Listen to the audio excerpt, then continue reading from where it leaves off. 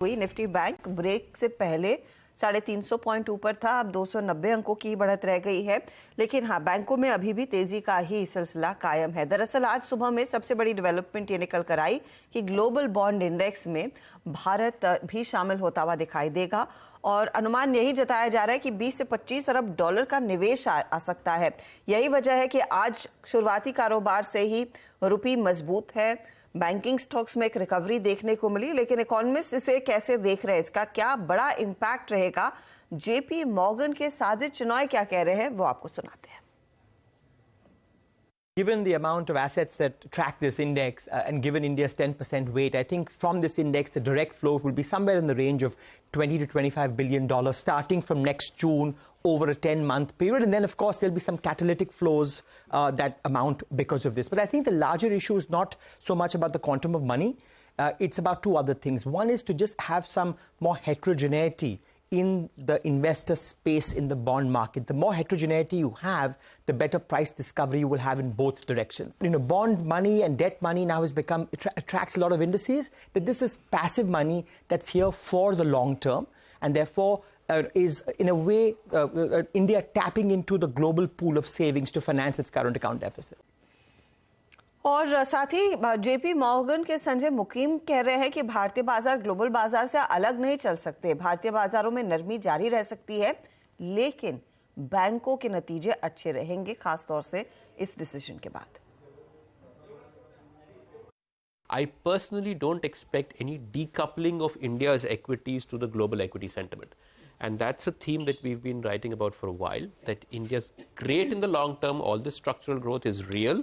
But in the short term, the market does move in line with global sentiment. Banks anyway look great to us because earnings growth is strong and it's probably the only sector in the market where valuations are acceptable.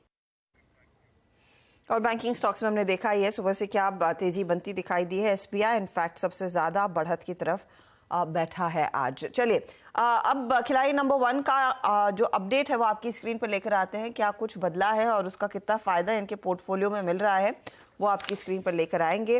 Amit Trivedi का पहला portfolio screen पर आता हुआ, जहां पर श्री रेणुका ये carry कर रहे हैं। 60 का टारगेट है और 52 का स्टॉप लॉस। करूर वैसा बैंक इन्होंने नया जोड़ा, 160 का टारगेट, 132 का स्टॉप लॉस। एक जगह खाली रखी है, आगे एक और ट्रेड लेकर आएंगे ये। लेकिन दो जो स्टॉक्स हैं उसमें करूर व्यासा बैंक 0.18% जोड़कर दे रहा है, लेकिन 1.5% तोड़ रहा है श्री रेणुका का शेयर।